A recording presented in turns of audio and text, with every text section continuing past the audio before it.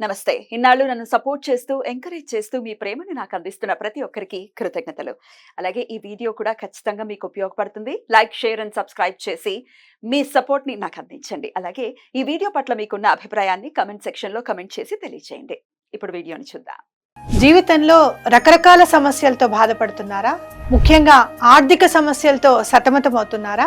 ఎన్నో పరిహారాలు చేసి అలసిపోయారా? మంచి మార్గం దొరకాలని కోరుకుంటున్నారా? అయితే రండి, విశ్వాన్ని ఎలా అడగాలో తెలుసుకుందాం. లా ఆఫ్ అట్రాక్షన్ క్లాసెస్ మీకోసం మన ఛానల్లో. వివరాల కొరకు సంప్రదించండి.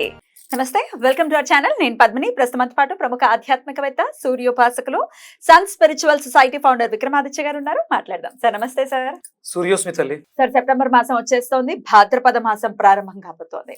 ఈ భాద్రపద మాసంలో యాజ్ అ వెజిటబుల్ థెరపిస్ట్ చెప్పండి సార్, ఏ వెజిటబుల్ ని ఖచ్చితంగా వాడాల్సి ఉంటుంది, వాడి తద్వారా ఏ సమస్యని అధిగమించే శక్తిని మనం పెంపొందించుకోవాల్సి ఉంటుంది సార్?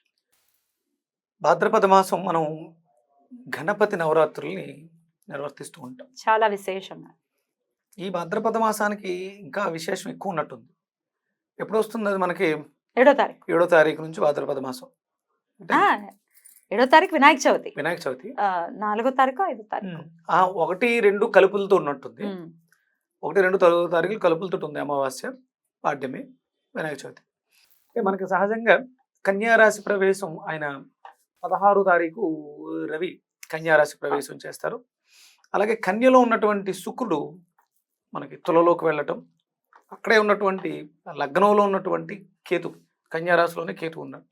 అంటే మనకి మార్పులు, ఆరోగ్యపరంగా వచ్చేటువంటి మార్పులు, అంటే ఇది సహజంగా ఉండేటువంటి 6వ స్థానం. అంటే 6 అంటే మన దైనందిన జీవితం. వ్యర్థ పదార్థాలు స్వీకరించడం ద్వారా, లేకపోతే మనం విన్నవంటివి కానీ మనసు చెడిపోవటం, ఇవన్నిటిని మనం ప్యూరిఫై చేసుకోవడం కోసం. అంటే జ్యోతిష్ శాస్త్రానికి కాయగూరలకి ఉన్నటువంటి అవినాభావ సంబంధం గురించి ఖచ్చితంగా లింక్ ఉంది. 100% ఉంది. అంటే జ్యోతిష్య వైద్య విజ్ఞానం అని ఒక, అంటే ఆస్ట్రానమీ, గ్రహ గతుల యొక్క ప్రభావం మనుషుల మీద ఏ రకంగా ఉంటుంది. ఇక్కడ మనకు వేదంలో దీని ప్రస్తావన లేకపోవచ్చు, కానీ పురాణాల్లో జ్యోతిష్ శాస్త్రం యొక్క ప్రస్తావన, ఇవన్నీ కూడా మనల్ని మనం మెరుగుపరచుకోవడం కోసం. జ్యోతిశాస్త్రంలో ఇవాళ సమయానికి, ఈ లగ్నానికి ఏదైనా ఒక రోగాన్ని మనం గుర్తించడం జరిగింది. ఆ నక్షత్రానికి, ఆ తిథికి, ఆ వారానికి ఉన్నటువంటి దాన్ని బట్టి లెక్క వేసి ఈ రోగం ఫలానా దానివల్ల వచ్చింది, ఇది ఇన్ని రోజుల్లో తగ్గుతుందని ఉంటుంది. అందుకని ఇక్కడ మనం ప్యూరిఫికేషన్, 6వ ఇల్లు అనేది మన దినచర్య. ఎవరైతే దినచర్యని పర్ఫెక్ట్గా, అంటే వాళ్ళు ఒక షీట్ పెట్టుకుంటే పొద్దుటే లేచాం సాయంత్రం పడుకునే వరకు ఏదైతే ఉందో పర్ఫెక్ట్గా అన్ని పనులు రాసుకుని క్యాలిక్యులేటెడ్గా చేయగలిగితే వాడి జీవితం చాలా ధన్యం. అభివృద్ధి సాధించడానికి అద్భుతమైనటువంటి ఆస్కారం ఉంటుంది. 6వ స్థానం రుణము, రోగము, శత్రువులు. మన ప్రవర్తన వల్ల ఇవన్నీ వస్తూ ఉంటాయి. ఇవి మనలో మాలిన్యాలు పెరిగిపోయినప్పుడు ఇక్కడ రోగం ఎలా వస్తుంది అంటే, లివరు టాక్సిన్స్తో, వ్యర్థాలతో నిండిపోవడం. ఇప్పుడు ఉన్నటువంటి పరిస్థితుల్లో అందరికీ fatty liver, liver cirrhosis, liver cancer, liver transplantation, ఇవన్నీ ఎందుకు జరుగుతున్నాయంటే మనలో మానసికంగాను, భౌతికంగాను, పదార్థాల రూపంలోను, మనసు రూపంలో కూడా ఎక్కువ పేరుకుపోతున్నాయి. మరి వీటిలన్నింటినీ ఎలా వదిలించుకోవాలి, డిటాక్స్ ఎలా చేయాలి అంటే మనకి చాలా రకాలు వెసులుబాట్లు ఉన్నాయి. అందులో ఈ కాయగూరల్లో మనం సింపుల్గా జరుగుతాయి. కాయగూరల్లో చాలా సింపుల్గా ఏదో అక్కడ కూరగాయలు చాలా ఉంటాయి. కొన్ని కూరగాయలు మనం కొరకలేము, అంటే అన్నీ తినేయచ్చు, కానీ ఈజీగా తీసుకోవడానికి వీలుగా ఉండేవి క్యారెట్ ఒకటి. అవును, అక్కడికి వెళ్తాం దుడిచేసుకుని. తినేయడమే. హైజీన్గా ఉన్న వాళ్ళు కడుక్కోవాలి ఇవన్నీ చెప్తారు, కానీ మామూలుగా అక్కడ మూటలు మోసేవాళ్ళు క్యారెట్ తీసుకుంటారు. వాళ్ళకి ఏం అవుతుంది సార్? గుర్తు పెట్టుకోండి, హైజీన్గా ఎవరైతే ఉంటారు వాళ్ళకి ఎక్కువ సమస్యలు ఎక్కువ వస్తాయి. బికాస్ ఇవ్వట్లేదు, బాడీకి ఫైట్ చేసే గుణం పోయింది. మనం సున్నితంగా తయారయ్యాము, దానివల్ల సమస్యలు వస్తున్నాయి. అంటే అక్కడ ఆ పదార్థం మీద బ్యాక్టీరియా ఉంది, ఈ శరీరంలో వ్యాధి నిరోధక శక్తి పెరిగింది. సోమరిపోతులు చేయట్లేదు శరీరాన్ని. కరెక్ట్. అంటే ఉండాలి, నీట్నెస్ అనేది ఉండాలి. ప్రకృతిలో మనం వెళ్తుంటే చిన్న గుంటలో అక్కడ ఉన్నటువంటి కుక్కో లేకపోతే పావురాలు ఆ కింద ఉన్న నీళ్లు తాగేస్తే అక్కడికి ఏం అవుతాయి. మనం చాలా జాగ్రత్తగా బాటిల్స్ లో పెట్టుకుంటాం, హైజీన్ గా. మనకే ఎందుకు వస్తాయి?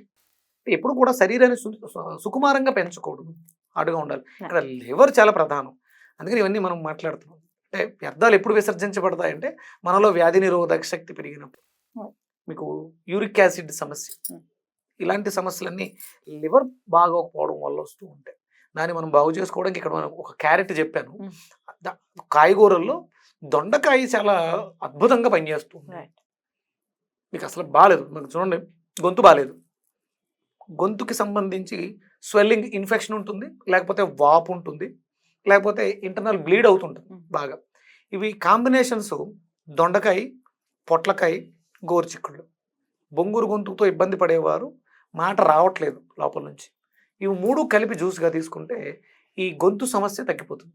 అది ఏం చేస్తుంది, ఆ వాపును తగ్గిస్తుంది, వాయుమండల వ్యవస్థ దాన్ని క్లియర్ చేస్తుంది.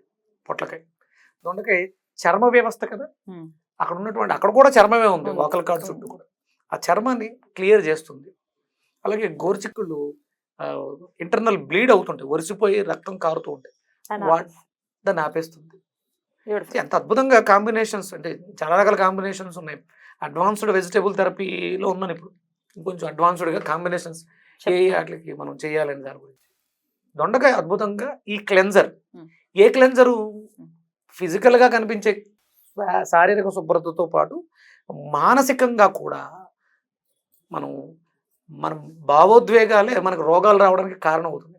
దానిని కూడా వ్యక్తిత్వ వికాసాన్ని తీసుకురావడం ద్వారా క్లియర్ చేస్తుంది దొండకాయ. బ్యూటిఫుల్. దొండకాయని అయితే విరివిగా వాడుకోవచ్చు, విరివిగా మన కర్రీస్ లో యూటిలైజ్ చేసుకోవటం డెఫినెట్లీ. అయితే దొండకాయ జ్యూస్ కి సంబంధించి విక్రమాదిత్య గారి వీడియోస్ లో ప్లేలిస్ట్ లోకి వెళ్తే దొండకాయ జ్యూస్ ఎలా చేసుకోవాలి అనేది చక్కగా లైవ్ లోనే చేసి చూపించారు కాబట్టి ఒకసారి రెఫర్ చేసుకోవచ్చు.